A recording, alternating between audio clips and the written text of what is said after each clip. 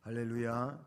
네, 오늘도 사랑 많으신 우리 주님의 은혜가 이 안에 충만하기를 주님의 이름으로 축복합니다. 계속해서 우리가 이제 예수 그리스도의 승리 그리고 그 적그리스도의 세계의 패망을 이렇게 살펴보고 있습니다. 오늘 이 말씀은 예수 그리스도의 재림의 한 모습이다, 이렇게 전제해서 말씀을 드릴 수가 있습니다. 주님은 분명코 다시 오신다고 말씀을 해주셨고, 그 말씀처럼 주님은 다시 오실 것입니다. 물론 그날을, 그때와 그 시간은 우리가 알 수가 없지요. 1급 비밀에 붙여두셔서 아무도 모르기 때문에 깨워서 준비해야 됩니다. 그런 자만이 주님 앞에 믿음으로 설 수 있게 될 줄로 믿습니다. 본문에 보면은 예수 그리스도의 재림을 승리하시는 대장군의 모습으로 소개하고 있습니다. 신구약 성경에 보면 그리스도의 재림을 소개하는 말씀들은 어떻게 보면은 많이 기록되어져 있다, 이렇게 생각할 수 있습니다. 그런데 본문의 재림은 그런 구약 성경이라든지 또 신약에서 말씀하고 있는 그런 내용들처럼 예언적 내용이 아니고, 그 예언적 내용의 이제는 실제 사건이라고 그렇게 볼 수가 있어요. 실질적인 재림의 상황이라고 말씀을 할 수 있다, 그런 얘기입니다. 그래서 오늘 말씀들에 보게 되면은 백마를 타신 분, 그리고 또 그와 같이 백마를 탄 많은 무리에 대한 말씀들이 이어지고 있다는 사실이죠. 그래서 오늘 시작하는 11절 말씀을 보면은, 또 내가 하늘이 열린 것을 보니 보라, 백마와 그것을 탄 자가 있으니 그 이름은 충신과 진실이라. 그가 공의로 심판하며 싸우더라. 아멘. 여기 말씀에 백마가 나오고 그 백마를 탄 자에 대하여 말씀을 해주고 있습니다. 백마와 그것을 탄 자, 백마를 탄 자는 재림하시는 예수 그리스도이시라고 그렇게 우리는 봐야 되고요. 백마를 이야기할 때에는 승리와 성결을 상징하고 있다는 것이죠. 그래서 예수 그리스도는, 재림하시는 예수 그리스도는 영원한 승리자의 진정한 승리자를 이야기하고 있으며, 동시에 그분은 성결하신 분이다, 죄 없으신 분으로 우리의 대속자가 되신 분이지요. 죄가 있는 상황이라면은 대속할 수가 없어요. 때문에 예수 그리스도는 하나님이시고, 그분에게는 우리와 동일한 인성은 있지만 죄는 없으신 분이라고 성경이 자증하고 있다는 사실이죠. 구약 성경에 속죄를 위하여 제물을 드려야 되는데, 제물의 그 절대적 요건이 뭐냐면은 흠이 없어야 된다는 거예요. 흠 없는 제물이어야 된다는 거예요. 그래서 흠을 이야기할 때에는 다리를 전다든지 비루 먹었다든지 아니면은 눈이 상했다든지, 그러니까 그 제물에 정상적이지 않은 것은 제물이 될 수가 없다는 거예요. 흠이 없어야 된다고 하는 것으로 이야기하고 있는데, 이것은 흠 없으신 예수 그리스도를 예표하고 있는 그런 내용들이라는 사실이죠. 그래서 오늘 말씀에는 그 흠 없음에 대하여 성결이라고 하는 그 내용을 우리는 생각하게 되는 겁니다. 재림하시는 그리스도께서는 언제나 거룩한 싸움을 싸우신 분이고, 그리고 언제나 그 싸움은 승리로 끝이 납니다. 이미 우리가 앞에서 살펴봤지만은 사탄의 최고 권세가 뭐냐면 죽음 권세예요. 죽음 권세. 그래서 나사렛 예수, 메시아라고 하는 이 예수, 그냥 죽이면은 끝장이 난다고 생각한 겁니다. 그래서 예수를 십자가에 못 박고 사탄의 세계는 춤췄어요. 춤췄어. 하지만은 주님은 살아계실 때 그가 세 차례나 아주 정확하게 말씀하셨지요. 나는 예루살렘으로 올라갔는데 예루살렘에 올라가서는 나는 고난을 받게 된다. 그 고난은 이제 겟세마네 동산에서부터 당하는 모든 일이라고 볼 수 있겠죠. 그래서 빌라도 법정에서 재판받고 모진 매질을 당하고 결국은 십자가에 처형되어지고 고난받는다는 거예요. 십자가에서 죽는다는 거예요. 그러나 죽음으로 끝나는 것이 아니고 나는 사흘 만에 다시 살아난다 말씀해 주셨어요. 사탄은 죽이면 끝난 걸로 이야기했고, 그래서 죽였으니까 무덤을 철저하게 잘 지켜야 된다고 했고, 군사를 동원해서 무덤을 지킨 거예요. 무덤을 지킨다고 전능하신 하나님이 그 무덤 속에서 못 살아나오냐 그 얘기예요. 결국 예수 그리스도는 사흘 만에 부활하셨습니다. 그리고 증명해 주셨습니다. 40일 동안 증명해 주시며 결국 40일 만에 하늘로 승천하시고 심판주로 때가 되면 오실 것을 말씀해 주셨습니다. 그분은 승리하셨습니다. 모든 것을 승리하셨고 종국적으로도 승리하시고 결국으로도 승리하시는 주님이신 줄로 믿습니다. 그래서 그 이름은 충신과 진실이라 그랬어요. 여기 충신은 헬라어의 피스토스인데 이것 또한 미쁨이라는 거예요. 미쁨은 신실이라고 하는 말로도 쓰여지는데요. 예수 그리스도는 미쁘신 분이다, 신실하신 분이다. 이 말은 뭐냐면은 확실하신 분이에요. 그리고 믿어서 손해될 일이 전혀 없는, 믿어도 되는 확실하신 분임을 말씀해 주시는 충신이라고 하는 이 피스토스는 그런 의미를 지니고 있는 단어인 것이죠. 예수 믿으면 구원받습니다. 확실합니다. 그러니까 이 믿음에 대한 확신을 가져야 된다 그런 얘기예요. 이 확신이 뭐냐면 구원의 확신인 겁니다. 우리가 구원받는 조건이 우리에게 있는 것이 아니라는 말은 너무나도 많이 듣는 얘기고 자주 듣는 얘기지 않습니까? 그렇게 들었는데도 구원받으셨습니까? 물으면 구원파로 생각하고 자기 자신이 이 구원에 대한 얘기를 확신 있게 얘기를 못하는 거예요.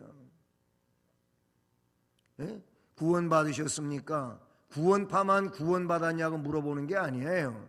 구원파의 문제는 몇 날 며칠 언제 몇 날 며칠에 구원받았다, 이거를 모르면 구원을 못 받았다는 거예요. 그런 논리가 아니에요. 우리에게는 말씀에 근거한 그 내용을 믿고 확신하면 되는 거예요. 예수님이 나의 구세주라고 믿으면 되는 거예요. 그러면 예수님의 피공로가, 그 예수님의 의가 나에게 그대로 전가되어지는 거예요. 입혀지는 거예요. 그래서 하나님이 나를 너는 내 백성이라고 말하고 의인이라고 말하고 너는 세마포 옷을 입은 이 흰 예복을 입은 자라고 그렇게 인정해 주시는 줄로 믿습니다. 그러니까 구원이 우리에게 있는 게 아니에요. 우리가 선해야 되고 우리가 착해야 되고 우리가 좋은 일을 많이 해야 되고 헌금도 잘해야 되고 이런 얘기가 아니에요. 구원은 그런 일은 구원받은 것이, 나 같은 죄인이 그 피공로로 구원받은 것이 하나님의 예정 가운데 있고 선택 가운데 있어서 구원받은 것이 너무나도 감사한 일이고 감격하는 일이고 뭘 가지고도 이 구원의 은혜를 갚을 길이 없잖아요. 그래서 예배 생활 잘하는 거고 충성하는 거고 헌신하는 거고 그리고 감사하면서 선한 일을 하는 거예요. 그런 우리의 행위적 조건이 구원의 조건이 아니라 그런 얘기예요. 예수 그리스도는 믿을 만한 분이라 그런 얘기. 그걸 여기서 충신이라고 그렇게 말씀하고 있다는 것이죠. 믿으신 분이에요. 그분을 믿으면 됩니다. 십자가를 믿으면 되는 것입니다. 십자가를 믿는다고 하는 것은 구속의 피를 믿는 것을 말하는 것이지요. 동시에 그 이름은 충신과 진실이라 그랬어요. 여기서 진실은 알레피노스인데 이 알레피노스는 뭘 이야기하고 있습니까? 참되신 자라는 거예요. 참되신 자. 그렇습니다. 그러니까 충신 혹은 진실, 이 내용은 마귀와 비교를 해볼 때 완전하게 반대가 되는 거예요. 마귀는 믿음도 없고 충성도 없고 아니면은 믿을 만한 참됨도 없습니다. 오히려 마귀는 어떤 존재입니까? 마귀는 거짓말쟁이라고 성경이 말하고 있어요. 마귀는 참소자예요. 중상자예요. 우리가 마귀의 이 참소를 조심해야 합니다. 신앙생활하면서 마귀는 항상 우리의 약점을 붙들고 늘어져요. 사람들도요, 조금 안 좋은 인간성이 뭐냐면 약점을 붙들고 늘어지는 사람은 이게 별로 좋은 사람이 아니에요. 우리가 그걸 꼭 기억을 해야 돼요. 마귀의 속성이라 그런 얘기예요. 마귀는 참소자인데 우리의 약점을 가지고 야, 네가 예수를 믿는다고? 너같이 무능한 자가 하나님의 자녀라고? 봐봐라, 어제도 그랬는데 오늘도 또 그렇지 않느냐? 너 같으면 될 일도 안 돼. 너는 안 되는 거야. 이게 뭐예요? 마귀는 그런 거예요. 그러니까 욥기에도 보면 욥을 붙들고 늘어지는 자가 누구냐면 마귀, 사탄이에요. 사탄. 그래서 하나님 앞에서 이 욥을 사탄은 참소하고 있어요. 에휴, 욥이요, 하나님이 너무 돈을 많이 줬어요. 재산이 많아요. 너무 다복해요. 그렇기 때문에 그것 때문에 하나님 잘 섬기는 것 같이 그거 다 빼앗아 보면 욥도 별 볼 일 없습니다. 욥도 똑같이 원망하고 불평하고 낙심하고 좌절하고 하나님이 있어요 없어요? 난리 날 겁니다. 사탄이 그랬어요. 하나님은 욥과 같이 순전한 사람이 어디 있냔 말이에요. 나는 욥을 인정한다는 거예요. 사탄이 참소하니까 하나님이 사탄한테다가 그래, 그러면 그가 물질 때문에 나를 경외한다고 너는 생각하는데 그렇지 않다는 것을 한번 내가 보여주마. 가서 유의해봐라, 시험해봐라 그랬어요. 그래서 왔어요. 와가지고 욥의 재산 하루아침에 다 날라갔어요. 빼앗기고 도적 맞고 날라갔어요. 아들, 딸도 10명이나 한 지붕 아래서 압사당해서 잔치하다가 죽었어요. 얼마나 비극이에요. 예? 근데 욥이 하나님을 원망 안 했어요. 뭐라 그랬어요? 내가 적신으로 왔다, 적신으로 가. 내가 붉은 몸으로 세상에 태어났다가 붉은 몸으로 또 아니면 아무것도 가지고 못 가는 존재인데 하나님을 내가 이거 없어졌다고 원망하겠냐는 말이에요. 또 두 번째 찾아오고 사탄은요 참소자예요. 우리가 믿음 생활하면서 연약한 구석이 있잖아요. 누구나 다 그렇잖아요. 그래서 믿음 생활에 그것이 약점이 되기도 하고 잘못이 되기도 해요. 그러나 우리 주님은 그것까지도 감싸주시는 주님이시고 또 주의 능력으로 새롭게 해주실 줄로 믿습니다. 마귀는 이렇게 거짓말쟁이. 성경의 요한계시록 뒷부분에 보면 거짓말하는 자 못 간다 그랬어요.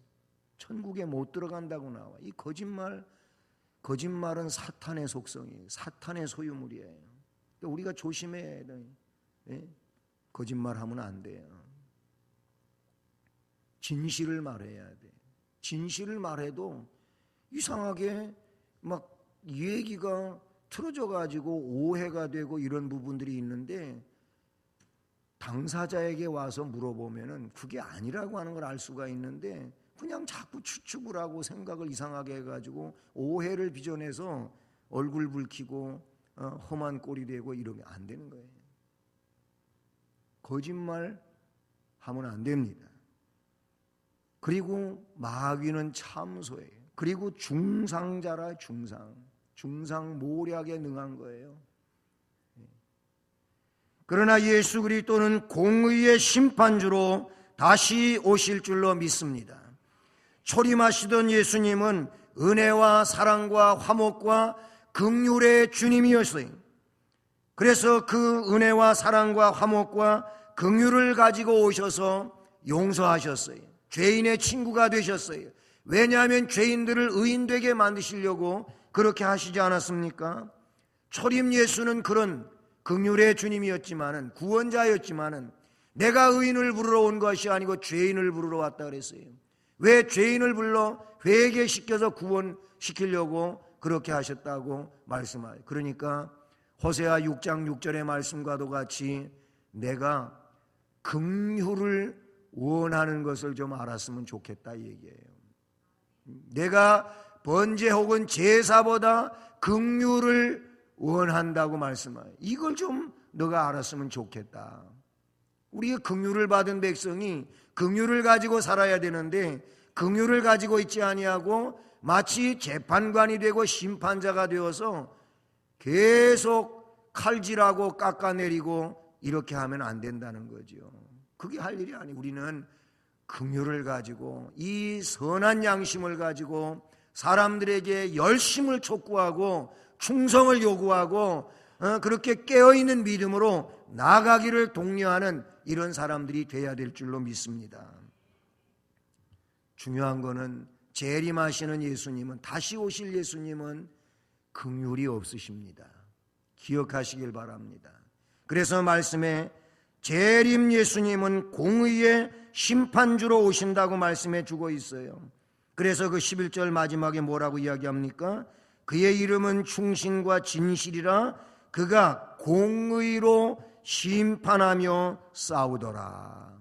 공의로 심판한다 그랬어요. 그 예수님이 심판주로 오시는 결론적 얘기 가운데서는 다 어떤 내용으로 나오냐면은 행한 대로 갚겠다는 거예요. 행한 대로 갚아주겠다고 그렇게 말씀하고 있는 줄로 믿습니다. 그러므로 재림 예수님은, 다시 오실 예수님은 두렵고 무섭고 떨리는 심판주라는 점을 우리는 잊지 말아야 할 것입니다. 백마가 있고 백마를 탄 자가 있는데, 이분은 예수 그리스도, 즉 다시 오시는 예수 그리스도를 의미한다 그 얘기예요. 그리고 그분의 모습, 그의 모습에 대하여 12절에 말씀을 담고 있습니다. 12절을 보면은 그의 눈은 뭐 같다고요? 불꽃 같답니다. 이것은 뭘까요? 절대적인 영적 통찰력을 가지고 계시다는 표현입니다. 그리스도의 판단은 틀림이 없다는 겁니다. 우리는요, 옆에서 들었는데도, 옆에서 봤는데도 이상하게 다르게 말하기도 하고요, 다르게 들었다고 이야기하기도 하고, 뉘앙스가 다르니까 달리 생각하기도 하고, 자기 감정 따라서 그 얘기를 다르게 듣기도 해요. 예? 내 감정이 사나우면 그 사람이 좋게 얘기했는데도 안 좋게 듣는 거예요. 그런 게 사람들 가운데는 있습니다. 우리 주님은 여기 불꽃 같은 눈을 가지고 있다고 하는 이 표현은, 그분이 판단하시는 판단은 틀림이 없습니다. 정확합니다. 계시록 1장 14절에서 그의 머리와 털의 희기가 흰 양털 같고 눈 같으며 그의 눈이, 거기 말씀에는 불꽃 같고, 오늘 말씀과 똑같이 기록이 되어지고 있어요. 그러니 이 불꽃 같은 눈은 영적 통찰력을 가지는데 그에게 있어서는 어느 것 하나라도 잘못 보시는 것이 없으시다라는 점입니다. 또한 그의 머리에는 뭐가 어떻게 됐다고요? 많은 관들이 있다 그랬어요. 이 관은 물론 면류관을 이야기하게 되는 것이죠. 이것은 세상의 모든 왕들을 지배하시는 절대적 권세와 영광을 가지고 계신 아주 유일무이한 분이라고 하는 것을 이야기합니다. 세상에 아무리 높은 왕권을 가지고 있는 자라 할지라도 이 예수 그리스도의 높으심과는 비교가 되지 않는다는 그 점을 나타내 주고자 하시는 것이죠. 진정 그분은 권세가 있으시고 영광을 소유하고 계신 분이신 줄로 믿습니다. 그리고 이어지는 말씀에는 또 이름 쓴 것 하나가 있으니 자기밖에는 아는 자가 없고 그랬어요. 그의 이름의 뜻을 아무도 알 수 없다고 하는 것을 그의 신성에 대한 내용이라고 볼 수 있는 것이죠. 그리스도의 신성의 신비를 알아낼 자는 없는 것입니다. 신비하신 분, 신성, 하나님의 신성, 예수 그리스도의 신성, 즉 그것은 하나님이시다 그런 뜻인데 하나님을 우리가 어찌 알 수가 있겠습니까? 부분적으로 그 미흡하게 아는 부분이지 우리가 하나님을 어떻게 아냐 그런 얘기예요. 하나님은 그렇게 광대하신 분이고 그리고 진정 신적 존재로서 신비하신 분이신 줄로 믿습니다. 또 하나는 뭡니까? 13절로 이어지는데 그의 모습을 나타낼 때 또 그가 피 뿌린 옷을 입었는데 그 이름은 하나님의 말씀이라 칭하더라. 그분께서 백마를 타신 그분께서 피 뿌린 옷을 입었어요. 그리고 그 이름은 하나님의 말씀이라고 칭했다고 기록하고 있습니다. 여기서 피 뿌린 옷은요, 대속의 피를 가리키는 것이 절대 아닙니다. 이것은 우리를 대속하기 위하여 그 피 묻은 옷을 입었다 그런 의미가 아니고 이 말씀은 원수들의 피가 묻었다고 하는 이런 의미의 내용인 것이죠. 원수들을 멸하는 과정에서 그 피가 옷에 튀긴 것을 의미한다는 겁니다. 그러므로 이것은 그 진노가 아주 맹렬하다고 하는 것을 연상시키는 그런 내용이라고 볼 수가 있지요. 이사야 63장 3절 말씀에 보면 이것을 또 돕는 그런 말씀이 기록이 되어져 있어요. 거기 말씀을 제가 읽어드리면 이렇습니다. 만민 가운데 나와 함께 한 자가 없이 내가 홀로 포도즙 틀을 밟았는데 내가 노함으로 말미암아 무리를 밟았고 분함으로 말미암아 짓밟았으므로 따라서 합니다. 그들의 선혈이 내 옷에 튀어 내 의복을 다 더럽혔음이니. 아멘. 거기 피가 이제 튀어가지고 여기 문장적으로는 포도즙 틀을 밟은 그 밟은 자에게 튀어서 묻었다고 하는 내용을 이야기해주고 있어요. 여기서 말하는 내용은 포도즙 틀을 홀로 밟았다고 하는데 이것은 포도즙 틀이 아니고 진노를 의미하는 그런 내용인 것이죠. 이 말씀이 예언적 내용이고 이 예언적 내용은 오늘 요한계시록에 그대로 적중되어지고 있는 그것을 우리에게 말씀해 주고 있습니다. 그런데 그 이름이 하나님의 말씀이라고 이렇게 하고 있는데요, 이것은 말씀으로 오신 예수님께서 그의 말씀으로 심판하실 것을 보여주며 말씀이신 그리스도 앞에서 믿지 않는 모든 세력이 얼굴을 들지 못하고 결국은 순복하게 되는 결국 이 심판 앞에 거절할 수 없는 상황이 됨에 대하여 말씀해 주고 있는 내용인 줄로 믿습니다. 자, 그렇게 하면서 이제 14절 이하의 말씀에서 보게 되면 그의 군대에 대하여 이야기하고 있습니다. 14절 같이 읽어볼까요? 하늘에 있는 군대들이 희고 깨끗한 세마포 옷을 입고 백마를 타고 그를 따르더라. 앞에서 백마를 탄 자가 나왔는데 이분은 예수 그리스도라고 했지요. 그런데 오늘 이 14절에서 하늘에 있는 군대들도 희고 깨끗한 세마포 옷을 입고는 백마를 타고 그분을 따르는 이런 상황에 대하여 말씀해 주고 있습니다. 여러분, 이것은 우리 주님의 하늘 군대인 줄로 믿습니다. 이 군대는 하늘에 있는 천군 천사만 의미하는 것이 아니에요. 이 군대는 구원받은 하나님 백성들을 의미하고 있는 내용인 줄로 믿습니다. 그러니 이 땅 위에서 우리 주님을 말씀을 따라서 바르게 섬긴 그리스도인들은 여기에 속하는 자들이라고 그렇게 볼 수가 있는 것이죠. 우리들은 백마를 탄 예수 그리스도를 따르는 하늘 군대의 군사인 줄로 믿습니다. 희고 깨끗한 세마포로 무장을 하고 백마를 타고 대장 되시는 예수 그리스도를 따르는 권세 있는 자들이 바로 우리인 줄로 믿습니다.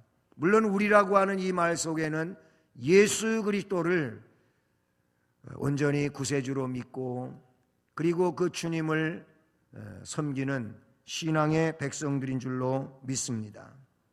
믿음 안에 있는 자들은 절대로 연약한 자들이 아니고 하늘 군대, 백마를 타고 백마를 타신 주님을 따라가는 그런 자들인 줄로 믿습니다.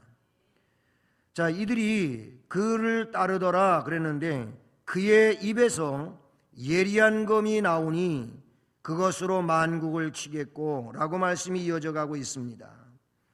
15절이죠. 그의 입에서 나오는 예리한 검은 말씀으로 심판하실 것을 뜻하고 그 심판 권세는 말씀에 나타나고 있는 것처럼 무슨 권세입니까? 철장 권세라고 그렇게 설명해 주고 있어요. 앞에 1장 16절에서도 철장 권세를 가지신 예수님에 대하여 말씀해 주셨죠. 이 말씀은 이미 시편, 메시아 시편인 시편 2편 9절 말씀에 철장 권세에 대하여 말씀해 주고 있어요. 거기 시편 2편 9절 말씀을 보면 이런데 따라서 한번 해볼까요? 내가 철장으로 그들을 깨뜨리며 질그릇같이 부수리라 하시도다. 아멘. 거기 말씀해 보면은 이 시편 2편은 메시아를 가리키는 거거든요. 그런데 메시아가 철장으로 그들을 깨뜨린다는 거예요. 심판의 대상이지요. 심판의 대상들을 깨뜨리는데 마치 질그릇같이 부순다는 겁니다. 여러분, 질그릇 잘 다뤄야 되지요. 질그릇 잘못 다루면은 그냥 이빨 빠진다 그래요. 이가 나가고요. 그리고 쉽게 금가거나 깨집니다. 깨져요. 우리가 화분을 쓰는 것도 사규 화분, 질그릇 화분 이런 것도 쓰는데 잘못하면 깨뜨리는 거예요. 그래서 부교육자들한테 제가 조심히 다뤄, 조심히 다루라고 깨지지 않게 그렇게 얘기하는데요. 제가 어렸을 때에는 방에 화장실이 있었어요. 이동 화장실. 그게 뭡니까? 요강이라 그러죠.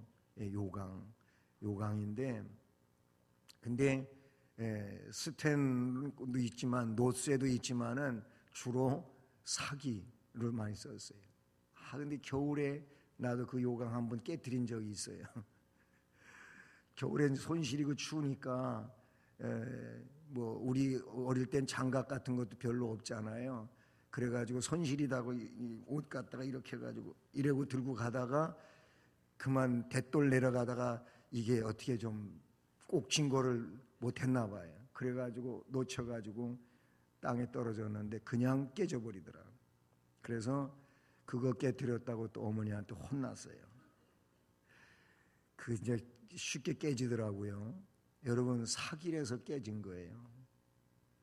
그냥 땅에 떨어져도 깨졌어요. 여러분, 철장이 뭡니까? 쇳덩어리, 그런 이 철근과 같은 그런 쇠막대기 같은 거지요.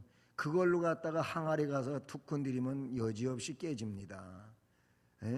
여지없이 깨지지요. 근데 이 철장 권세가 그걸 이야기하고 있는 겁니다. 내가 철장으로 그들을 깨뜨리는데 막 질그릇같이 부서진다는 거예요. 그러니까 형편없는 거죠. 쉽게 깨지는 거죠. 우리 주님의 권세는 철장 권세예요. 그런 권세로서 심판하신다, 그런 얘기. 철장 권세로 만국은 뭐예요? 온 세상이죠. 온 세상을 심판하실 것을 말씀해 주고 있어요. 적그리스도의 세력은 모두 이 질그릇 조각같이 깨지고 말 것입니다. 할렐루야. 하나님의 심판은 어느 누구도 피할 수가 없어요. 그 심판 앞에 그냥 다 산산조각 나버리고 깨져버리고 마는 이 상황이 될 줄로 믿습니다. 그리고 16절에 와서 그의 옷과 그 다리에 이름을 쓴 것이 있으니 만왕의 왕이요 만주의 주라 하였더라. 아멘. 이사야 9장 6절에 보면 메시아가 이 세상에 오시는데 그 예언을 말씀해 주고 있어요. 이 땅에 메시아가 오신다고 말씀하셨는데 어떻게 말하고 있냐면은 이는 한 아기가 우리에게 낳고 한 아들을 우리에게 주신 바 되었는데 그 어깨에는 정사를 메었고 그의 이름은 기묘자라 모사라 전능하신 하나님이라 영존하시는 아버지라 평강의 왕이라 할 것임이라. 아멘. 거기 말씀해 보게 되면은 지금 오늘 계시록 19장 16절에 만왕의 왕이요 만주의 주가 되신다고 하는 이 내용과 같은 얘기가 거기에 나오고 있습니다. 그게 뭐냐면은 영존하시는 아버지다, 평강의 왕이다 라는 내용인 것이지요. 그렇습니다. 그리스도는 만왕의 왕이십니다. 만주의 주가 되십니다. 이것은 곧 진정한 왕이시고 진정한 심판자가 되시고 그리고 모든 것에 종지부를 찍는 주관자가 되신다고 하는 것을 말씀을 해주고 있지요. 그리스도의 이름은 충신과 진실이라고 되어 있고 그것은 아무도 아는 자가 없는 이름이라고 이미 말씀을 드렸고요. 또한 하나님의 말씀이며 만왕의 왕이고 만주의 주가 되는 내용으로 본문에 나타내주고 있는 것이죠. 그리고 그 옷과 다리에 이름을 쓴 것이 있으니 라고 했는데 이건 뭡니까? 잘 나타나는 이름을 가리킨다고 볼 수 있습니다. 심판주로 오시는 주님은 그분을 모두 다 인정할 수밖에 없고 그리고 심판주로 그렇게 알 수밖에 없는 상황에 놓이게 될 것입니다. 사랑하는 여러분, 예수 그리스도는 공의의 심판주로 다시 오실 겁니다.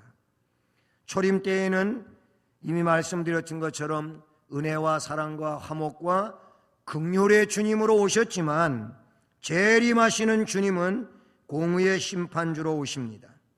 예수 그리스도의 심판은 완벽하십니다. 온전하십니다. 그 누구도 그 심판 앞에 반박 성명을 낼 수 있는 자는 아무도 없습니다.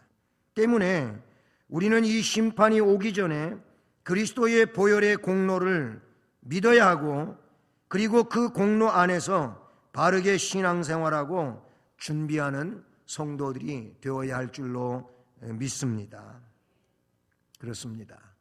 이제 백마를 타고 오시는 주님, 또 백마를 타고 그 주님을 따르는 우리로서의 삶이 우리가 살아가는 날들 속에서 바르게 이루어 나가는 은혜가 있기를 주님의 이름으로 축복합니다. 우리 찬송하시겠습니다. 88장 찬송입니다.